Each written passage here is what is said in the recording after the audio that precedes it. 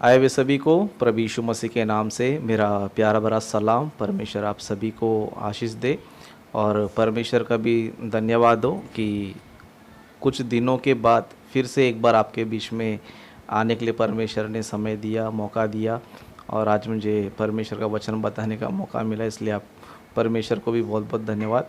Okay, क्योंकि कुछ दिनों से मैं बिज़ी था। ओके, कुछ मीटिंग भी थे। आपको पता है कि 3 दिन का मीटिंग था, तो उसमें भी छोटे मोटे काम थे और इस तरह गाने का भी कुछ काम चल रहा था। ओके, और अभी भी एक गाना जो है उसका भी काम चल रहा है, उसको भी ट्रांसलेशन करके उसको हिंदी में ट्रांसलेशन करने का काम अभी भी जो है चल रहा है। ओके, तो इस तरह कुछ काम की वजह से मैं आप लोग के बीच में इतना दिन नहीं आ पा रहा था।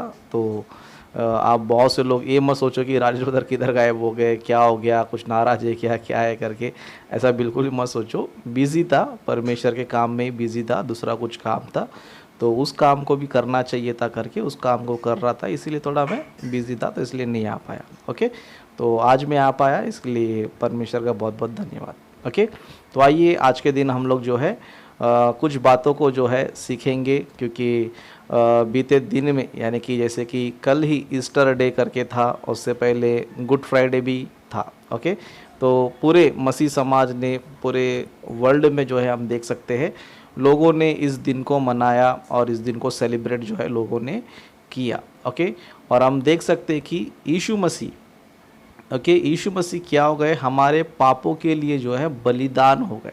ओके, पापों के लिए बलिदान हो गए और उनके बलिदान के द्वारा, ओके, उनके बलिदान के द्वारा मनुष्यों को क्या मिला बोलेगा तो क्षमा मिला। क्या मिला?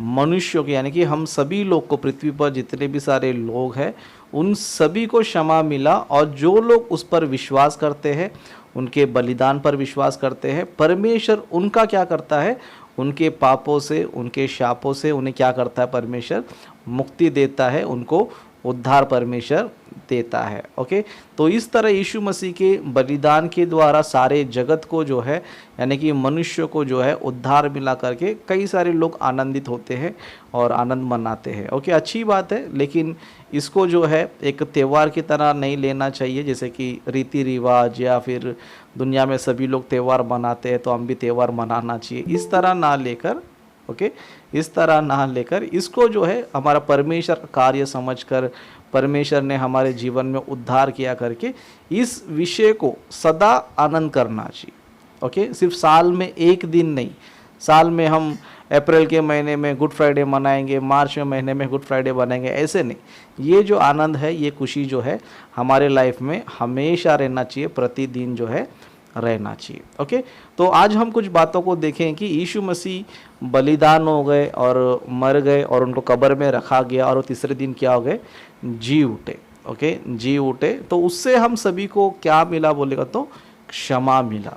ओके, क्षमा मिला। जैसे कि आप इस टाइटल को भी देख सकते हो, यहाँ पर मैंने टाइटल दिया क्षमा का युग। ओके, क्षमा का युग का टाइटल दिया है क्योंकि आप लोग में से कई लोग नहीं आ पाए दूर होने के कारण, क्योंकि कुछ लोग पाकिस्तान में है, कुछ गुजरात में, झारखंड में, पंजाब में है, महाराष्ट्र में, तो दूर होने के कारण आप लोग जो है मीटिंग में नहीं आ पाए और शायद आप लोगों ने कुछ बातें भी उसमें से नहीं सुना होगा, सीखा नहीं होगा। तो उसी टॉपिक को और आज के समय को लेकर मैंने इस टॉपिक को बताने का कोशिश कर रहा हूँ, क्योंकि आने वाले समय में हमें उत्पत्ति को वापस स्टार्ट करना है। ओके, लेकिन आज जो है इन बातों को हम ध्यान करें कि क्षमा का युग। ओके, क्षमा मतलब यीशु मसीह के द्वारा हमें क्या मिला पता है, क्षमा मिला है। जैसे कि हम बाइबल में से कुछ वचनों को हम देखेंगे। ओके, कुछ वचनों को हम देखेंगे। यशायाह की पुस्तक उसका 53 अध्याय 4 वचन 5वां वचन दोनों भी हम पढ़ेंगे। ओके, तो यहाँ पर यीशु मसीह क्रूस पर क्यों बलिदान हुआ, किस लिए उन्होंने अपना प्राण दिया, क्यों हमारे लिए इतना दुख सहा करके यहाँ पर जो है वचन जो है लिखा गया है। ओके, 4वां वचन में इस तरह लिखा है, निश्चय उसने हमारे रोगों को सह लिया और हमारे ही दुखों को उठा लिया, तो भी हमने उसे परमेश्वर का मारा कूटा और दुर्दशा में पड़ा हुआ समझा। मतलब यहाँ पर हमें ये वचन ये बताता है कि निश्चय उसने हमारे रोगों को सह लिया, हमारे ही दुखों को उठा लिया। मतलब यीशु मसीह ने क्रूस पे जो भी दुख सहा है ना, जो कुछ भी उन्होंने सहन किया है, वो किसका है बोलेगा तो दुख किसका है बोले तो हमारा है ना। क्योंकि पाप हमने किया था, दंड हमें मिलना चाहिए था, दुख हमें मिलना चाहिए था, रोग हमें मिलना चाहिए था, पीड़ा हमें मिलना चाहिए था, लेकिन वो सारे चीज़ों को यीशु मसीह ने क्या कर लिया, अपने ऊपर उठा लिया, है ना, अपने ऊपर उठा लिया। लेकिन लोग क्या सोचने लग गए, लोग क्या समझने लग गए, लोग ये समझ रहे कि चौथा वचन का नीचे का लाइन जो लिखा है, तो भी हमने उसे परमेश्वर का मारा कूटा और दुर्दशा में पड़ा हुआ समझा। मतलब लोग ये सोच रहे कि अरे उसको मारा पीटा, दुर्दशा में है, ये है वो है करके उल्टा सीधा लोग क्या कर रहे सोच रहे। दुनिया में भी हम देख सकते हैं, कई सारे लोग बोलते हैं कि अरे तुम्हारा परमेश्वर का देखो ऐसा हालत है, वैसा डेथ हो गया, ये हो गया वो हो गया करके इस तरह बहुत से लोग बोलते रहते हैं। लेकिन उनको जो है ये नहीं पता है कि ये सारा दुख, ये सारा दुर्दशा किसके कारण यीशु मसीह ने सहा बोले तो हमारे लिए ही सहा उसने। ओके, हमारे लिए क्या किया उसने, सहन किया। इसलिए 5वां वचन में भी लिखा है, परंतु वह हमारे ही अपराधों के कारण घायल किया गया, वह हमारे अधर्म के कामों के कारण कुचला गया, हमारी ही शांति के लिए उस पर ताड़ना पड़ी कि उसके खोड़े खाने से हम लोग चंगे हो जाए। मतलब यहाँ पर देखो एक वर्ड है हमारे हमारे हमारे करके, है ना। मतलब यीशु मसीह बलिदान जो है या फिर यीशु मसीह घायल हुआ, कुचला गया, वो किसके लिए, हमारे लिए। ये नहीं कि यीशु मसीह ने कोई पाप किया था, कोई अपराध किया था, इसके लिए रोम साम्राज्य के लोगों ने या फिर यहूदी लोगों ने जो है यीशु मसीह को मारा पीटा सजा दिया, ये नहीं। ओके, कुछ लोग सोचते रहे कि अरे यीशु मसीह को इतना बड़ा दंड दिया यानी कि यीशु मसीह ने कोई बड़ा पाप किया करके, इस तरह लोग सोचते रहेंगे। लेकिन वो बड़ा पाप कौन है बोल तो हम मनुष्यों ने किया हुआ बड़ा पाप है, और हमारे अपराधों के कारण क्या हुआ, वो घायल हुआ और कुचला गया, और हमें शांति मिलना चाहिए करके उसने क्या खाया, खोड़े भी जो है खाए। ओके, मतलब यीशु मसीह हमें हमारे अपराधों से छुड़ाने के लिए, ओके, हमें जो है पापों से अपराधों से छुड़ाने के लिए यीशु मसीह ने क्या किया, अपना प्राण बलिदान दिया। ओके, हमारे लिए जो क्रूस पर उन्होंने बलिदान दिया और कई सारे दुखों को क्या किया उन्होंने सहा। ओके, कई सारे दुखों को सहा। उस तरह और कुछ हम देखेंगे तो 6वां वचन में इस तरह लिखा है, हम तो सबके सब भेड़ों के समान भटक गए थे, हम में से हर एक ने अपना अपना मार्ग लिया, और यहोवा ने हम सभी के अधर्म का बोझ उसी पर लाद दिया। वह सताया गया तो भी वह सहता रहा और अपना मुंह ना खोला। जिस प्रकार भेड़ वध होने के समय में और भेड़ी ऊन कतारने के समय में चुपचाप शांत रहती है, वैसे ही उसने भी अपना मुंह ना खोला। मतलब यीशु मसीह क्या किया, यहाँ पर हम सभी लोग भटक गए थे, हम सभी लोग ने अपना अपना रास्ता पकड़ लिया। मतलब धरती पर देखो इंसान जो है अपने मर्जी के हिसाब से चलता है, परमेश्वर की योजना के अनुसार, परमेश्वर की इच्छा के अनुसार, परमेश्वर जो कहता है उस तरह नहीं चलता है। लेकिन मनुष्य क्या करता है, अपने हिसाब से जीता है, अपने हिसाब से अपना जीवन चलता है, परमेश्वर कोई उसको फिक्र रहता नहीं है। इसके लिए इस तरह चल के सब मनुष्य क्या हो गया पता है, भटक गए। भटकने का दंड क्या था बोले तो नरक था।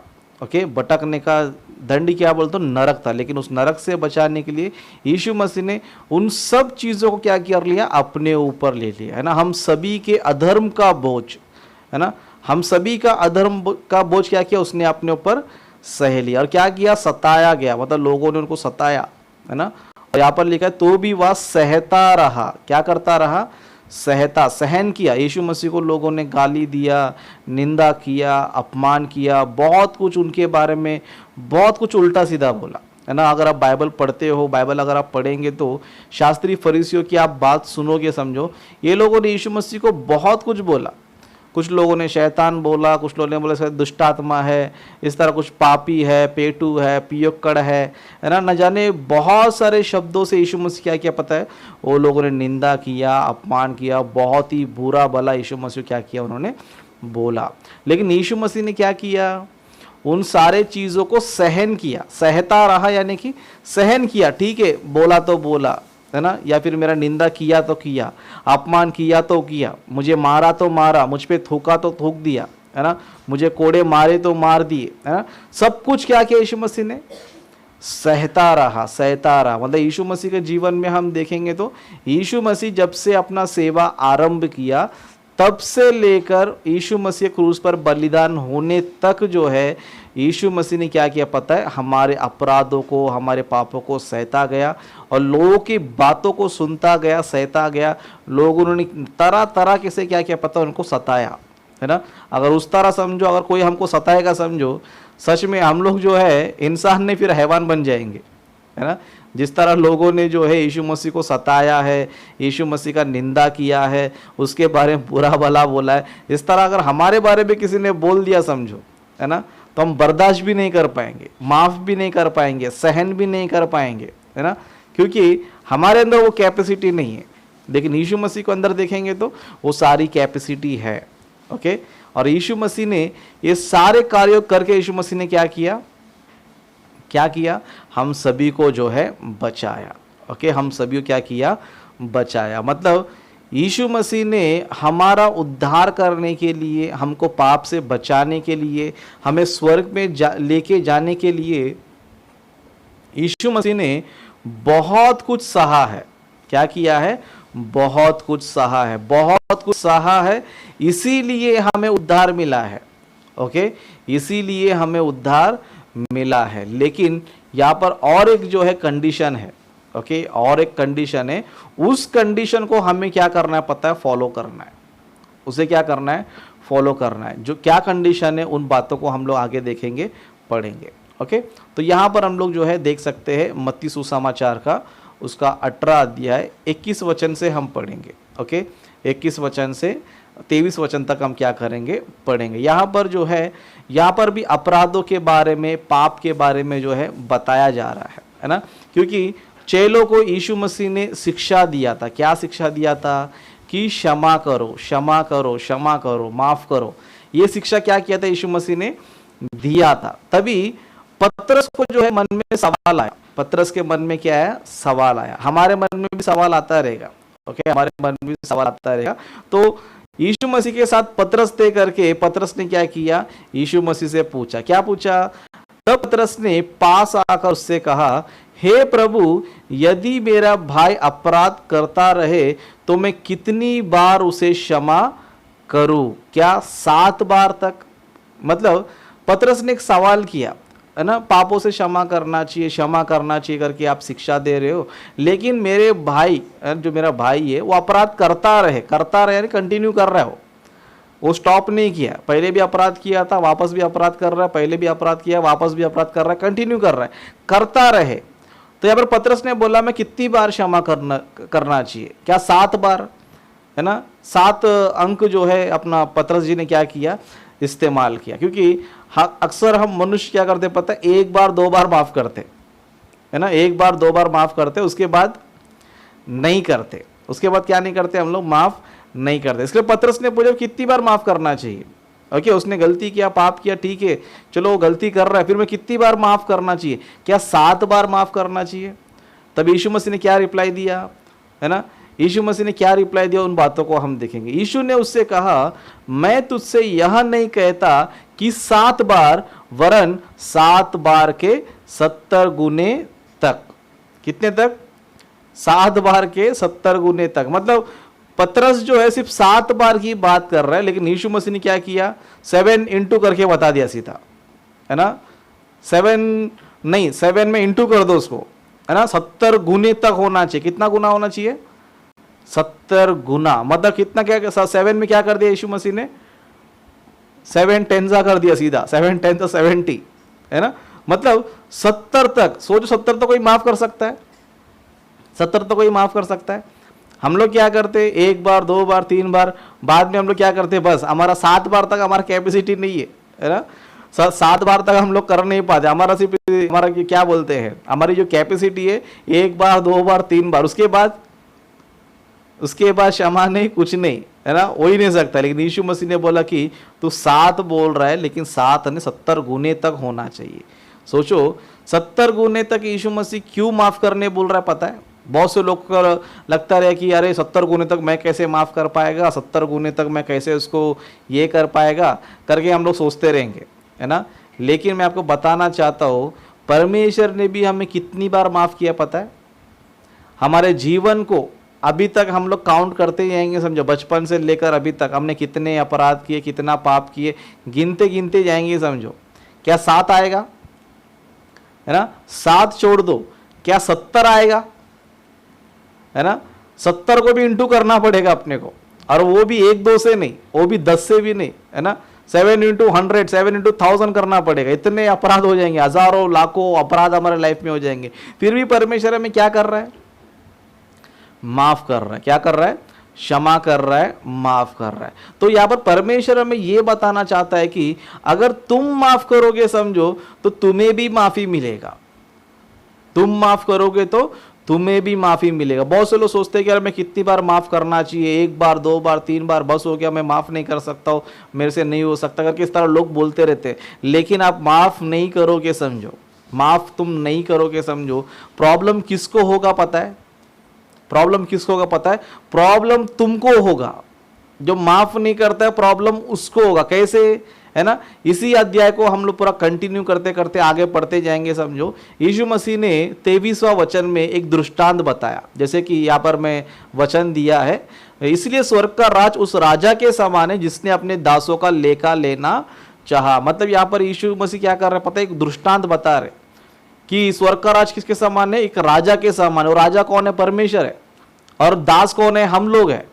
कौन है, दास। और ये दास लोग में हम जो दास लोग हैं, हम लोग कैसे बोल रहे तो अपराधों के पापों के विषय में, किसी ने ज्यादा पाप किया है, किसी ने कम पाप किया है ना। किसी ने ज्यादा अपराध किया है, किसी ने कम अपराध किया है। अभी परमेश्वर ने क्या किया पता है, जिसका ज्यादा हो उसका भी माफ कर दिया है, जिसका कम हो उसको भी माफ कर रहा है। लेकिन परमेश्वर साथ ही साथ ये भी बता रहा है कि जिस तरह मैंने किया तुम्हें भी क्या करना चाहिए, उसी तरह करना चाहिए, है ना। इसके लिए उस दृष्टांत में अगर पढ़ेंगे समझे, यीशु राजा कहता है कि जिस तरह मैंने तुझे माफ किया था उसी तरह तुझे क्या करना चाहिए था, तेरे दास को भी क्या करना चाहिए था, माफ करना चाहिए था। लेकिन उसने क्या नहीं किया, माफ नहीं किया। मतलब कलीसिया में, मसीहों में कुछ ऐसे लोग हैं जो क्या करते पता है, अपने अपराधों के लिए, अपने पापों के लिए परमेश्वर से माफी तो मांगते हैं, लेकिन इनके जो अपराधी है उनको माफ नहीं करते। इनके जो अपराधी है, जिन्होंने इनको बुरा भला बोला, इनको जो है गाली दिया, अपमान किया, या फिर इनका कुछ नुकसान कर दिया, या फिर इनका कुछ भी XYZ जो है इनके साथ गलत किया, मनुष्य क्या नहीं कर पा रहा है, माफ नहीं कर पा रहा है। क्या नहीं कर पा रहा है, माफ नहीं कर पा रहा है। तो ऐसे लोग को परमेश्वर क्या बोलता है पता है, डायरेक्ट हम लोग जो है 35 वचन पढ़ेंगे। ओके, ये टोटल अब अध्याय पढ़ने के बाद, टोटल जो है इन बातों को पढ़ने के बाद परमेश्वर यहां पर एक वचन बोलते हैं, जैसे कि लिखा है, इसी प्रकार यदि तुम में से हर एक अपने भाई को मन से क्षमा ना करेगा तो मेरा पिता जो स्वर्ग में है तुमसे भी वैसा ही करेगा। मतलब यहां पर जो है यीशु मसीह हमें यह बता रहे कि अगर समझो तुमको माफी चाहिए, तुमको क्षमा चाहिए, तो तुम्हें क्या करना चाहिए, तुम्हें जो है अपने मसीह भाई बहनों क्या करना चाहिए, माफ करना चाहिए। अगर तुम माफ करते हो तो परमेश्वर जो स्वर्ग में तुम्हें क्या करेगा, माफ करेगा। अगर तुम नहीं करोगे तो तुम्हें भी माफी नहीं देगा। समझ में आ रहा है ना। ये वचन बहुत से लोग को समझ, मसीह लोग को तो नहीं आया। मसीह लोग जो है ना इस लेवल पे नहीं आते, मसीह लोग जो है ना इस दशा में नहीं आ पाते। मतलब प्रभु को मानते, प्रभु को विश्वास करते, प्रभु को फॉलो करते, लेकिन किसी को माफ करने योग्य नहीं बन पाते। लोगों को लगता है कि मैं तो चर्च में जा रहा हूं, मैं तो प्रार्थना करता हूं, मैं तो आराधना करता हूं, मैं तो दान देता हूं, मैं तो ये काम कर रहा हूं, वो काम कर रहा हूं। तुम कितना भी कुछ भी करो, लेकिन तुम्हारे अपराधों को तुम्हें क्षमा मिलना चाहिए, तो उसका लिंक किधर है पता है, तुम तुम्हारे भाइयों क्या करो, क्षमा करो, तो परमेश्वर क्या करेगा, तुम्हें भी क्षमा करेगा, है ना। और कितनी बार क्षमा करना चाहिए, 70 गुने तक क्षमा करना चाहिए, है ना। अभी आपने लाइफ में आप परखो कि मैंने किसको कितनी बार माफ किया है। क्या तुम एटलीस्ट 7 बार तो माफ किया है ना। फिर 70 बार तक जाना है फिर आपको, अभी ये मत बोलो कि 70 बार तक मैं कैसे माफ करूंगा, 70 बार तक कैसे माफ करूंगा। तो परमेश्वर भी ये डायलॉग तेरे हमको मारेगा, क्या बोलेगा, तेरे भी पाप एक दो नहीं है, तू भी गलती एक बार, दो बार, तीन बार, 7 बार नहीं करता है, इवन 70 बार नहीं, तेरे तो 70,000 चले जाता है, 70 लाख चले जाता है ना। तो परमेश्वर भी क्या बोलेगा, जब तू माफ नहीं कर सकता तो मैं कैसे तुझे माफ करूं, है ना। तो उसमें बेस्ट क्या है, बेस्ट क्या है ना। मैं आपको बताना चाहता हूं, देखो तुम्हारे अपराधियों को या फिर हमारे दुश्मनों को, हम जिससे नफरत करते हैं, बैर करते हैं, उसे माफ करने से बेनिफिट क्या है पता है। उसे माफ करने से बेनिफिट ये है कि तुमको क्षमा मिलता है ना। ये चीज आपको समझना बहुत जरूरी है। ये चीज आपको समझ में नहीं आएगा, समझो आप स्वर्ग में कभी भी नहीं जा सकते हो। बहुत से लोग जो ना क्षमा करने के लिए नहीं कर पाते, क्षमा नहीं कर पाते। क्यों नहीं कर पाते बोले तो बाइबल का ज्ञान नहीं है, बाइबल का वचन नहीं है, बाइबल के रहस्यों को नहीं जानते, इसके लिए माफ नहीं कर पाते, क्षमा नहीं कर पाते। लेकिन बाइबल हमें यह बताती है कि तुझे अगर माफी चाहिए तो तुझे क्या करना चाहिए, तेरे अपराधियों को माफ करना चाहिए। अगर उनको तो अपराधों को माफ करेगा तो मैं तेरे अपराधों को क्या करेगा, माफ करेगा। मतलब इसमें क्या है पता है, अगर तुम्हारे जिसने तुम्हारे साथ अन्याय किया, जिसने तुम्हारे बुरा किया, अगर तुम उसे माफ करते हो तो उसमें फायदा किसको है पता है, तुमको ही फायदा है। ओके, हम सभी को ही फायदा, क्योंकि परमेश्वर ने एक कंडीशन रखा है। क्या रखा है, कंडीशन रखा है कि जिस तरह मैंने तुम्हें माफ किया है तुम भी क्या करना चाहिए, उसी तरह माफ करना चाहिए। ओके, जरा पानी पी लेता हूं मैं।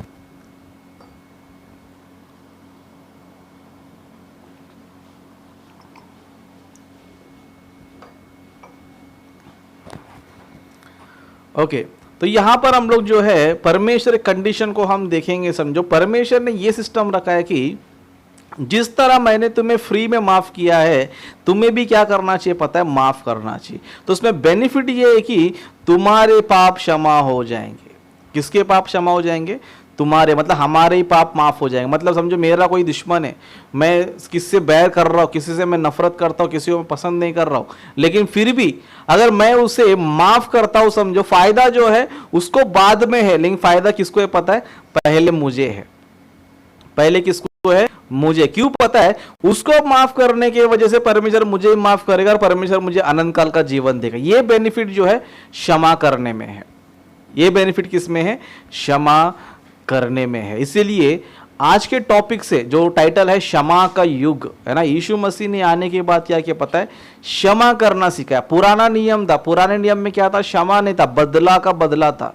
यदि कोई तेरा दांत तोड़े तू भी उसको दांत तोड़ देना, यदि तो किसी ने मर्डर किया तू भी मर्डर कर देना, यदि किसी ने तेरे गाल पे मारा तू भी मार देना, यदि किसी ने तेरा आंख फोड़ा तू भी आंख फोड़ देना, यदि किसी ने तेरा हाथ पैर तोड़ा तू भी हाथ पैर तोड़ देना। लेकिन नया नियम क्या सिखाता पता है, बदला नहीं लेना चाहिए, इवन क्या करना चाहिए, माफ करना चाहिए। क्यों माफ करना चाहिए बोलेगा तो तुम अगर माफ करोगे तो परमेश्वर तुम्हें भी क्या करेगा, माफ करेगा। लेकिन तुम माफ नहीं करोगे समझो तो परमेश्वर क्या नहीं करेगा, तुम्हें भी माफ नहीं करेगा। यहां पर जो है परमेश्वर चॉइस हमारे हाथ में रख दी है।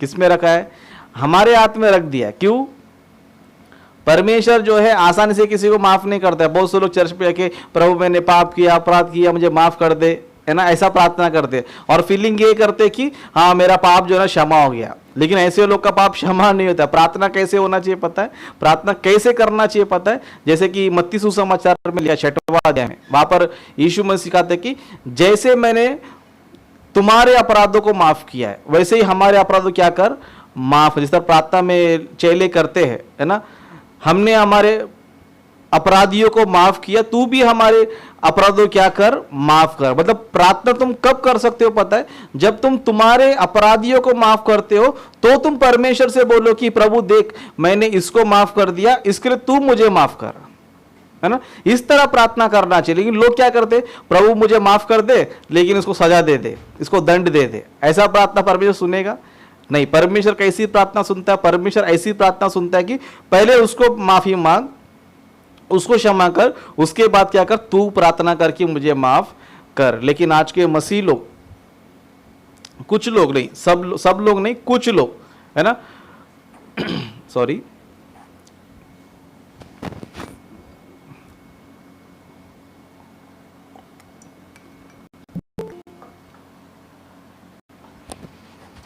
ओके। लेकिन मसीह समाज में हम लोग देखेंगे, समझो बहुत से लोग ऐसे हैं कि जो क्षमा नहीं करते, जो क्षमा नहीं करते, अपने आप को छोटा नहीं करते, मेल मिलाप नहीं करते, किसी को क्षमा बिल्कुल भी नहीं करते, और ये फील करते कि हम मसीह लोग हैं, गर्व से कहो हम मसीह लोग हैं। मैं कहना चाहता हूँ कि ऐसे लोग मसीह लोग बिल्कुल भी नहीं है। जो दूसरों को माफ़ नहीं कर सकता है वो मसीही नहीं बन सकता है, और जो मसीही नहीं है वो स्वर्ग में भी नहीं जा सकता है। जो जो क्षमा नहीं कर सकता है वो स्वर्ग में भी नहीं जा सकता। इसके लिए अपने लाइफ में जो ना क्षमा करना सीखो। क्षमा करना मुश्किल तो है ना, क्षमा करना बहुत मुश्किल है, लेकिन जिस दिन आपको ये वचन समझ में आ गया, जो 35 वचन आपको स्क्रीन पर दिख रहा है, ओके, ये वचन आपको समझ में आ गया, समझो आप मजबूरन क्या करेंगे पता है, क्षमा करेंगे, है ना। क्योंकि तुम क्षमा नहीं करेगा, तुमको परमेश्वर क्षमा नहीं करेगा, ये समझ में आपको आ जाएगा। अगर तुमको बचना है तो तुम्हारे दुश्मनों क्या करना पड़ेगा, माफ करना ही पड़ेगा। मतलब दूसरों को माफ करने में फायदा किसको है बोलते हो, दूसरों को माफ करने में फायदा हमारा ही है। और ये जिसको समझ में आ गया वही माफ कर सकता है, ये समझ में जिसको नहीं आया वो ना माफ करेगा, ओके, वो ना मेल मिलाप करेगा, वो ना बैर को छोड़ेगा, वो ना नफरत को छोड़ेगा, वो क्या करते रहेगा, घमंडी बन जाएगा। और घमंडी के कारण क्या जगह पता है, अपना ही नाश कर लेगा। इसलिए कुछ लोग क्या घमंडी बन जाते, माफ नहीं करते, है ना। नहीं मैं मरेगा तो ही माफ नहीं करेगा, मतलब ऐसा घमंड है, मतलब मैं मरेगा तो ही माफ नहीं करेगा। इसका मतलब क्या पता है, नरक में जाएगा लेकिन माफ नहीं करेगा। इसका असली मतलब ये है। अगर कोई कहता है मैं मरेगा तो ही माफ नहीं करेगा, कुछ भी हो जाए मैं माफ नहीं करेगा, इसका मतलब क्या पता है, नरक में जाएगा तो भी माफ नहीं करेगा। इसका मतलब यही निकलता है। ओके, तो जिसको नरक में जाना है वो क्या करो, माफ मत करो, लेकिन स्वर्ग में जाना है तो माफ जरूर करना पड़ेगा। लेकिन आज के मसीह समाज में बहुत से लोग क्या पता है, घमंडी बन चुके, हटीले लोग बन चुके, और इसका कारण क्या, रिजल्ट क्या आएगा पता है, अपना ही का नाश का कारण बनेंगे लोग, है ना। जो लोग दूसरों को माफ करते नहीं है वो दूसरों का नहीं अपना ही नाश का कारण बन जाते हैं। जैसे कि बाइबल में एक आखिरी वचन पढ़ेंगे हम लोग, जैसे कि नीति वचन में लिखा है, ओके, नीति वचन का 16 अध्याय 18 वचन, यहां पर इस तरह लिखा है, विनाश से पहले गर्व और ठोकर खाने से पहले घमंड आता है। मतलब जिसको विनाश स्टार्ट हो गया समझो, तो उससे पहले उसके लाइफ में क्या स्टार्ट हो जाएगा पता, गर्व स्टार्ट हो जाएगा। गर्व करेगा वो, नहीं मैं किसी को माफ नहीं करेगा, मैं किसी को माफ नहीं कर सकता हूं, मैं क्षमा नहीं करूंगा, मैं किसी भी हालत में उसको क्षमा नहीं करेगा। ये कौन करता है पता है, जो विनाश की तरफ जा रहा है। किसकी तरफ जा रहा है, विनाश की तरफ जा रहा है। इसके लिए लिखा है कि विनाश से पहले गर्व आ जाता है। क्या जाता है, गर्व। और जो जिसको गर्व आ गया समझो वो वचन को फॉलो करेगा ही नहीं। जिसके अंदर गर्व आ गया समझो, हाँ मैं मसीह हूं, मैं ये काम करता हूं, मैं वो काम करता हूं, मैं ये किया वो किया, ऐसा गर्व आ गया समझो, वो व्यक्ति कभी भी माफ नहीं करेगा, और वो व्यक्ति क्या हो जाएगा पता है, नाश हो जाएगा। इसके लिए यहां पर लिखा है, विनाश से पहले गर्व आ जाएगा और ठोकर खाने से पहले घमंड, है ना। घमंडी आदमी क्या नहीं कर सकता पता है, क्षमा नहीं कर सकता। घमंडी आदमी मेल मिलाप नहीं कर सकता है। घमंडी आदमी ही क्या नहीं कर सकता पता है, प्रेम नहीं कर सकता। घमंडी आदमी किसी को क्षमा नहीं कर सकता है। लेकिन हम जो वचन को सीखते हैं, वचन को पढ़ते हैं, वचन को जानते हैं, हमारे लाइफ में हम क्या करना चाहिए, हमारे लाइफ में हो सके तो माफ करना चाहिए। हो सके तो क्या, माफ करना ही पड़ेगा। ओके, अगर स्वर्ग जाना है तो क्या करना पड़ेगा, माफ करना पड़ेगा। फिर भाई लोग अपराध करते रहते, बुराई करते रहते, फिर इसका क्या बोलेगा, तो इसका यही एक रास्ता है, आप सावधान रहो। क्या रहो, सावधान रहो। सावधान रहने से क्या हो जाएगा, आप कवर हो जाओगे। आपको क्षमा करना है, फिर सावधान भी रहना है। जैसे यीशु मसीह ने बोला कि कबूतर के समान भोले बनो और सांप के समान चतुर बनो। किसके बीच में, जो बुरे लोग हैं, जो ना वचन को सुनते, ना वचन को फॉलो करते, ना वचन को मानते, ना उसका पालन करते। तो ऐसे लोग के साथ कैसे रहना चाहिए, भोला भी बनना चाहिए, चतुर भी बनना चाहिए। और जो भोला बनना जानता है, चतुर बनना जानता है, वही सच्चा मसीह है। ओके, भोला भी बनना जानता है, चतुर बनना जानता है, वही सच्चा मसीह है, और वही स्वर्ग में जाएगा। लेकिन जो घमंडी नहीं, मैं माफ नहीं करेगा तो मैं नहीं करेगा, मैं दोस्ती करेगा नहीं बोल तो नहीं करेगा, मैं क्षमा नहीं करे बोल तो नहीं करेगा, तो ऐसे व्यक्ति लोग कोई भी स्वर्ग में नहीं जाएगा, कोई भी नहीं जाएगा, कितना भी काम करो। बाइबल में एक वचन लिखा है कोरिन्थ की पत्री में, 1 कोरिन्थियों 13 अध्याय में, है ना, यदि तू प्रेम नहीं रखेगा लेकिन कुछ भी कर, स्वर्ग की भाषा बोल, है ना, अपनी संपत्ति कंगालों को बांट दे, ओके, कंगाल को तू अपना संपत्ति बांट दे, स्वर्ग की भाषा बोल, भेद की बातें बोल, है ना, और अपना शरीर भी जलाने के लिए लोग के लिए दे दे, मतलब बड़े बड़े काम करो लेकिन प्रेम नहीं है समझो, तो तुम्हें कुछ भी लाभ नहीं है। इसका मतलब है कि तुमको स्वर्ग नहीं है। इसका मतलब क्या है? स्वर्ग नहीं है। इसीलिए क्षमा का युग में हमें यह सीखना है कि क्षमा करना। क्षमा का युग में क्या करना है? क्षमा करना। जिस तरह प्रभु ने हमें क्षमा किया, तुम भी क्या करो, तुम्हारे दुश्मनों को, तुम्हारे शत्रुओं को, जो तुमसे बैर करते, नफरत करते, क्षमा करो, मेल मिलाप रखो और उनसे क्या करो, अच्छे से रहो। इस तरह रहोगे समझो परमेश्वर आपको स्वर्ग देगा। लेकिन इस तरह नहीं रहेंगे समझो, परमेश्वर स्वर्ग हमें कभी भी नहीं देगा। तो इसलिए आज को जो मैसेज है, आज के जो मैसेज में आप सभी लोग क्षमा करना सीखो। आप ये मत बोलो कि मैं 1 बार 2 बार 3 बार, मेरा लिमिट इतना ही है बोलेगा तो स्वर्ग भी नहीं है। आप अनलिमिटेड क्या करते रहो, क्षमा करते रहो, और क्षमा करने में बेनिफिट आपको ये स्वर्ग है। ओके, तो इस वचन को आप फॉलो करो, सभी लोग फॉलो करो। थोड़ा कठिन जरूर है लेकिन फॉलो करते रहेंगे तो बहुत आसान भी हो जाएगा। ओके, तो यही पर मैं अपनी बातों को समाप्त करता हूँ।